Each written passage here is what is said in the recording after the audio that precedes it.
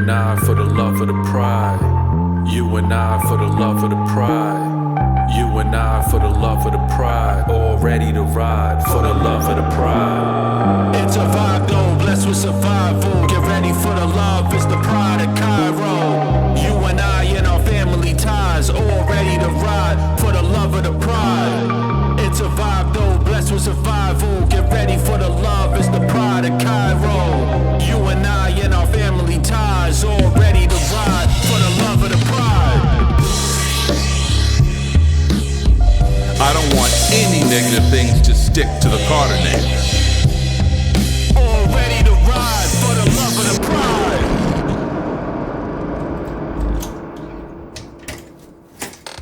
Something didn't sit right with me as I walked into my fiance's home. The lights were dim and there was music playing in the background. Something just kept tugging at my soul to turn around and go home. But I just kept walking. I came over to surprise Bryson with my presents. And my kitty, of course. I was supposed to be in New York doing a photo shoot. As luck would have it, we finished early. So I took the first flight home to surprise my man. Opening the door to his bedroom, it was me who got the surprise of my life. What the fuck is going on in here? Brooklyn! Oh shit! Sheik was on her knees with the mouthful of my man's dick. I couldn't believe this shit. Once again, Bryson was cheating on me. But this time, it happened to be a colleague of mine that I despised. I snapped watching him pull himself out of her mouth. I don't know if that made me snap or the smile on Sheik's face when she stood up to turn to face me. I just walked back out the room and got Bryson's gun where he keeps it hidden in the house. Stormed back to the room and aimed the gun right at Sheik's head. The stupid smile on her face quickly disappeared as it was replaced with pure fear. The dumb bitch started screaming and begging me for her life. Too late, dummy. You should have thought about that before you decided to top my fiance off. Without any thought, I pulled the trigger. Brooklyn! Are you crazy? Put that gun down! Get that bitch out my house before I get back. Bryson, that bitch is crazy. Nah, I ain't shoot her. I had too much to lose. I just wanted to wipe that smirk off her face. But I wasn't done. Bryson was gonna learn to stop playing with my heart. I grabbed a knife from the kitchen and stormed outside. There, parked in the front, were 3 of Bryson's luxury cars. I began slicing all of his tires. Then I popped one of his trunks and got a crowbar out. I went crazy on his windows. With each and every window I smashed, I just felt better and better until I wasn't even there anymore. My surroundings faded. All I could see was the crowbar and the windows I was smashing. When I came back to reality, 3 cop cars and a whole bunch of officers surrounded me. Bryson was outside standing there screaming for me to put the crowbar down. Hey, don't hurt her! Satisfied, I threw the crowbar on the ground and stood still. Patiently, I waited for a cop to place me in handcuffs. The whole time I just eyed Bryson. If looks could kill, he'll be dead. I hated his guts.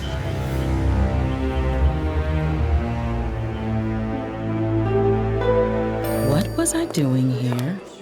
I asked myself as I was walking towards the dinner table. I did promise Wes he could buy me lunch if he saved me a trip to court.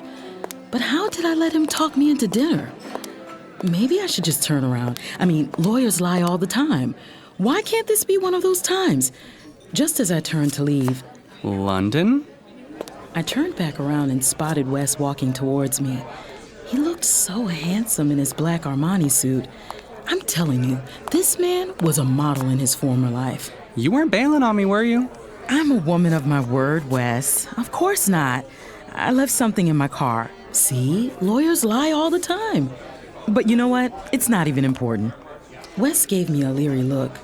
As he did, he must have noticed how gorgeous I looked tonight, because his eyes lit up. Then he looked me up and down. In the middle of the restaurant aisle, Wes took my hand and spun me around. Absolutely gorgeous. He made me blush. A few people around laughed at us. Can you just take me to our seats, please? Of course, right this way. Wes led me to a private booth in this exclusive restaurant. I mean, only VIPs get reservations here. I was impressed, to say the least. Let me just tell you, I am so shocked you actually showed up. I thought you were going to make up some excuse about work to get out of our date tonight. This is not a date. Just two colleagues having dinner together. This is a date. You put on makeup for me and a dress. You don't even wear dresses in court. You look amazing. This is a date. He made me blush again. I couldn't help it. A little giggle escaped my lips. Was that a laugh? Why, London? I didn't know you could do that. Excuse me, waiter? Wes grabbed the arm of a waitress walking by. How can I help you? Can we have a bottle of champagne? We're celebrating a big moment tonight. I got this woman to laugh. The waiter laughed herself as she agreed to bring us a bottle of champagne. Wes, calm down. You are doing too much. You want me to leave? No. Okay, I'll calm down. I'm just happy you're here is all. You know, London, this might be a shock to you, but I've had a crush on you since law school. A shock? That was not. So, why didn't you ever ask me out before now? Because you act like you hate me. I do not. London, you make it your business to beat me at everything. I do not.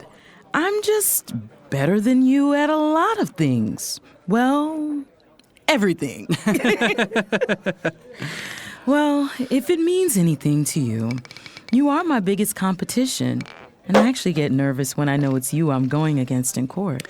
What? Did London Carter admit to getting nervous on top of giving me a compliment? That's it. I'm buying this whole restaurant a bottle of champagne. We are celebrating tonight. Wes, I'm serious. If you don't stop, I'm leaving. Okay. I'm done. So gorgeous. Tell me something about you I don't know. The waiter came and took our order. Wes and I indulged in conversation that allowed us to get to know each other. It was hard to admit, but I was enjoying myself. I was enjoying him. It felt nice to talk to someone about something other than work. My only friends in life were my family. As the date was going better than expected, my phone just kept going off. Finally, I just had to excuse myself and check my messages in the bathroom. 3 of them were from my dad, and 1 was from Brooklyn. This girl was arrested following behind Bryson's dumbass. Kane's attitude sucks, but he has every right to feel how he feels towards Bryson. I wonder why my dad loved him so much. Even so, Brooklyn was my baby sister, and I had to get her out. I walked out of the restaurant, and there was Wes leaning on my car. Were you even going to say goodbye? I honestly forgot I was on a date. Something about when my family calls makes me lose track of what I was doing for myself. Wes, I'm sorry, but I have to go. Let me guess, to get Brooklyn out of jail? How'd you know that? London, are you kidding me? My phone has been going off just as much as yours tonight, but I ignored it because I was having a nice time. I thought you were too. Wait. They called you for my sister? For misdemeanor charges? Even if she didn't have me as her lawyer, she would be out by midnight on her own recognizance. What? London, Brooklyn shot at someone. They have a witness in custody. That's on top of $1 million in property damage. Your sister's not going anywhere tonight, London.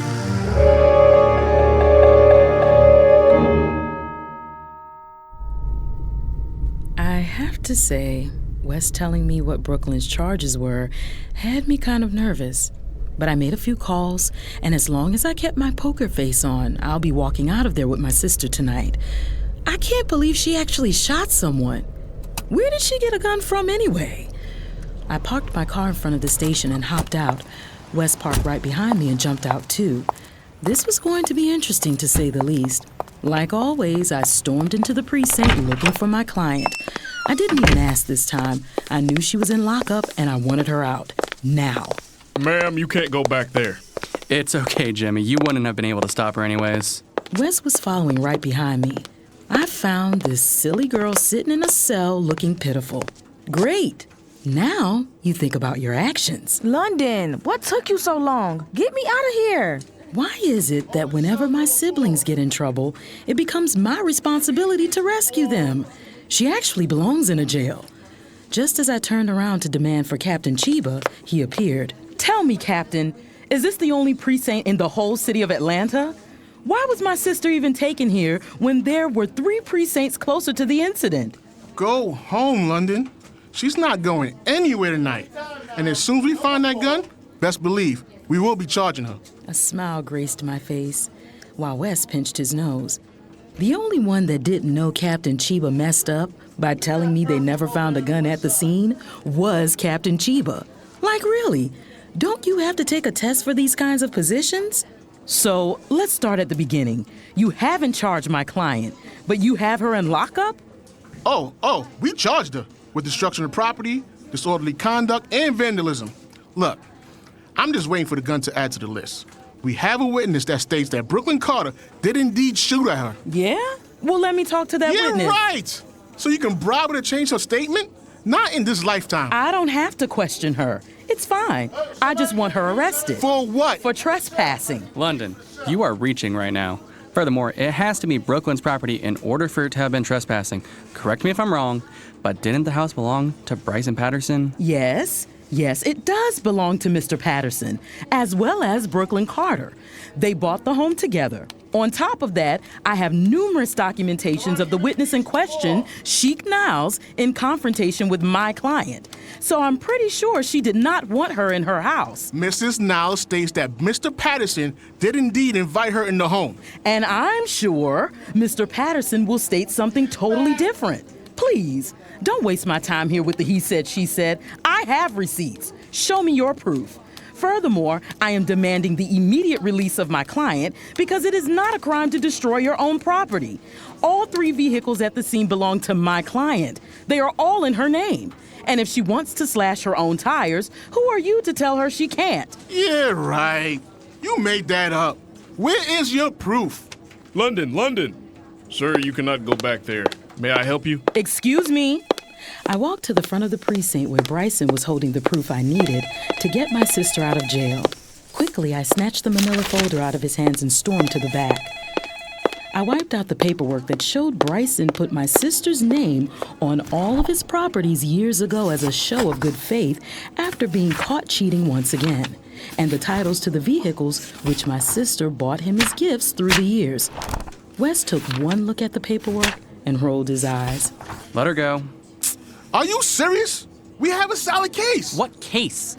This shows she destroyed her own property. There's no law that says you can't break glass in public. The only witness you have is a known rival of the famous and beloved Brooklyn Carter. Along with Bryson Patterson clearly not wanting to press charges, this case is a waste of my time. You don't even have the gun that supposedly Brooklyn shot at the witness. Without that, London could easily argue that the bullet hole was there prior to tonight. This is hearsay. Let her go. And stop calling me for petty offenses. Excuse me. I want the witness arrested for trespassing. London, take your sister home. I'm not arresting anyone I know for a fact your sister shot at. He was right. I decided to cut my losses tonight. Chiba was mad, but once again, he had to cut my sibling loose. I walked out the front door to wait on my sister to be released and handed her her personal items. Moments later, Wes came out after me. Arrested for trespassing, huh? You went easy on me tonight. You could have easily beaten me in there. Why didn't you? Not everything's about winning or losing, London. Sometimes the bigger picture is better than the victory. Besides, you were on fire. And I didn't know what else you were going to pull out of your bag of tricks. I'm tired, and I'm mad my date was ruined. It wasn't a date. It was, and I want a do-over. Wes, I just don't have the time. People make time for the things that are important to them, London. Are you not important? Wes walked off to his car.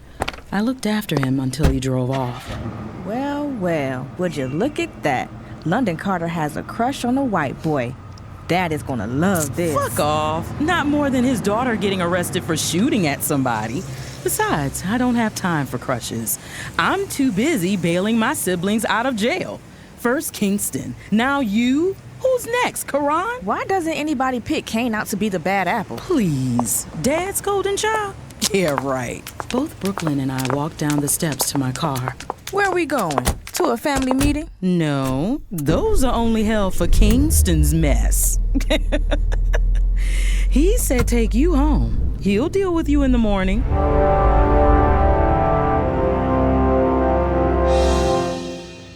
It's been weeks since I accepted C4's offer to push pills through campus. Man, I gotta say, it's been easy money so far. I run a very discreet operation.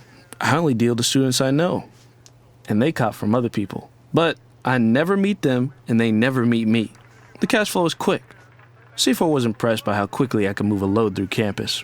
He was trusting me with bigger packages, and I was impressed with myself on how fast I could move them. Now, all I had to do was explain to my dad where I got the money from to move out my dorm. I didn't tell him yet, but I moved out my dorm room 2 weeks after working under C4. It was this luxury apartment not too far away from campus that I had my eyes on. Very plush and luxury, perfect for the young prince. However, I hadn't told my dad or the school I moved out my dorm. I subleased my dorm room to someone who was assed out when it came time for the semester to start.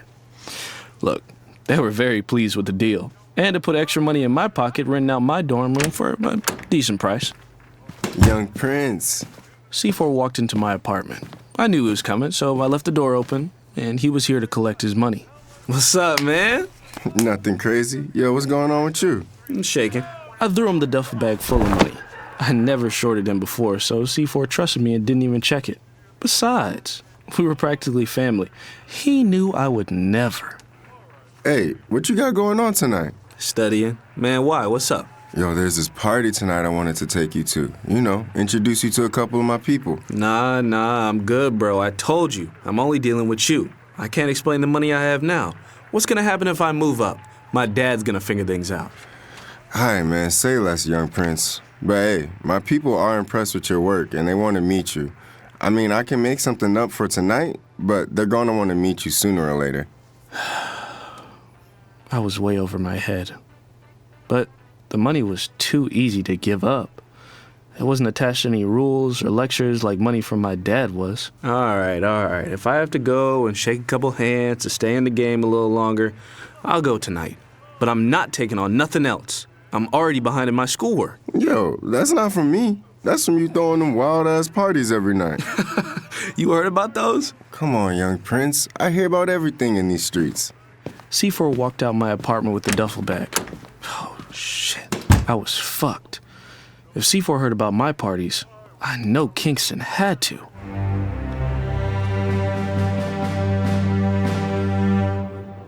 Why, oh, why did I have to attend these functions? I hated them. I mean, I get it. My dad is running for city council. But did I have to be present for the announcement of the running mates? Yes. Because here I was sitting at the table with a bunch of people I didn't know, waiting to hear who my father was running against. Is this seat taken? Out of all the seats here, this girl had to find one next to me. Does it matter? No, it didn't. Because she sat down before I answered her. Nope, not really. I told you, if you wanted to give me the power to bother you, I was going to use it. And why is that? Because you refuse to take any of my advice when dealing with the press, and that bothers me, so I have to return the favor. Neffi actually looked cute today. She didn't have on that obnoxious red lipstick. She had on a soft nude color. I actually like the natural look. Well, you know, if you must, I can't blame you. I am hard to resist. Flattering yourself? I mean, if not me, then who? Oh, please. I bet you have tons of women on standby ready to feed that big ego of yours. Neffi, we not talking about them at the moment, are we? I found myself flirting with her and enjoying her squirm in her seat to keep up. You're not, but I am. Well, don't. You know, it could be about you at the moment. She smiled, rolled her eyes, then turned to pay attention to the speaker that just took control of the mic. All I heard was blah, blah, blah, blah, blah. As I stared at the smoothness of Neffi's cocoa brown skin, her full lips that I'm sure could do more than just run her mouth, and her beautiful almond-shaped eyes. Damn, I think I was feeling this girl. Did I miss anything? My mother asked that she sat on the other side of me. She had a fashion show today. Asia promised my father she would come right after. But still, like, where in the hell are my brothers and sisters? Nah, man, you just in time. The speaker announced all of the running mates. But for some reason, my mother froze when they announced that Captain Mark Chiba was running also. Like she stopped in mid-clap when they announced his name. Ma, you okay? You seem bothered. Asia snapped out of her trance and continued clapping, even though the speaker finished announcing the running mates and walked off the stage. The rest of the evening was supposed to be spent on my dad doing meet and greets with everyone who came out to support him. Yes, honey, I'm fine. Then why you still clapping? Asia looked down at her hands like she didn't know what they were doing. My mother, who was always poised, she seems out of it right now. Where's your father? I'm not sure, Ma. He was over there talking to some people. Now I don't see him. Asia got up from the table. Shortly after, she found my father shaking hands with some people who crowded around him like he was the president of the United States. My mother cleared them all away from him in a very polite manner. When they all left from around my father, I watched as she aggressively whispered something in his ear. My father placed his hands around her waist and walked to the back. You see that? I'm not blind, girl. Yes, I saw that. First off, I'm not your girl. Second of all, we need to eavesdrop on what's going on. Eavesdrop? Yes. A part of my job is to stay informed. Clearly, your mother knows something your father is not sharing. We need to find out. You, not me. My job is to market whatever my father's selling. Your job is to clear his name in the public. Suit yourself. Stay here with these boring strangers. I'm going to find out what's going on. And don't ask me what I know when I do. Neffi got up and walked towards the back where my parents went. I looked around the table and seen I was still surrounded by strangers. Man, fuck it. I got up and caught up with Neffi. As soon as we got close enough to hear my mother and father's voice, we stopped and hid behind the wall. So this is what this is about? Competing with Chiba? I thought you were done with this. You said you let it go. I don't know what you're talking about, Asia. Oh, you don't? Then tell me why the hell would one of the most successful men in Atlanta run for a position that doesn't pay him what he makes in a month, let alone a year? Asia, I explained this to you already.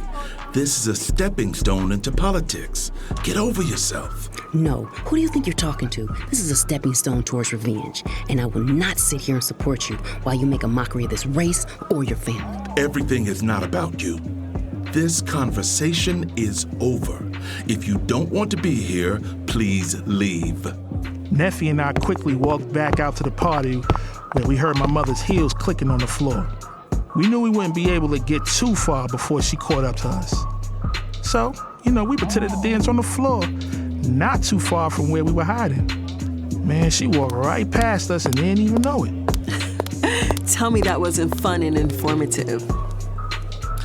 Look, I would have rather not heard any of that. It left too many questions. Shortly after, my father walked out. He was also too upset to notice Neffi and I standing a few feet away. Well, my job is to get the answers to those questions. I hate being caught off guard. Oh, yeah? So let me get this straight. You're nosy and you hate surprises. Anything else I need to know about you? Neffi looked up at me with those big, beautiful almond-shaped eyes of hers. I think she caught my drift. Yeah, I was flirting heavy. I think I just enjoyed watching her squirm every time she realized I was flirting with her. Yes, I hate playing games.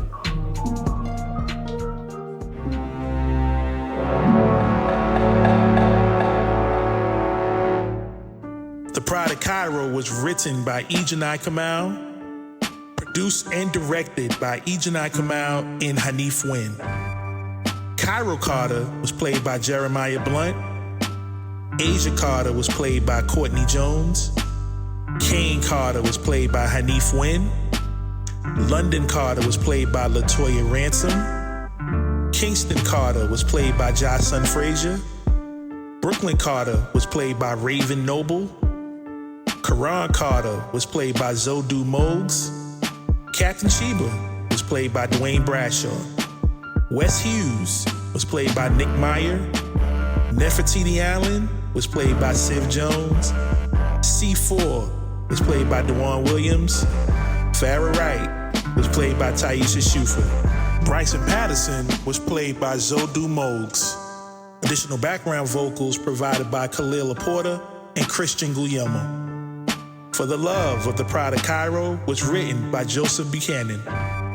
The Pride of Kyro was recorded at Patchwork Studios in Atlanta, Georgia. Sound design for The Pride of Kyro was done by Christian Guillermo. The Pride of Kyro was mixed and mastered by Christian Guillermo from a Shiesty Major. Promotional visuals was provided by Fame of Plan B Marketing. Additional vocals provided by Luther Banks. The Pride of Kyro is streamed on all podcast platforms. Please subscribe and leave us a review. Follow us on all social media at The Pride of Kyro. Follow us on Patreon to receive all exclusive content and early bird access to new episodes. We appreciate all y'all support. Catch us on the next episode. Peace.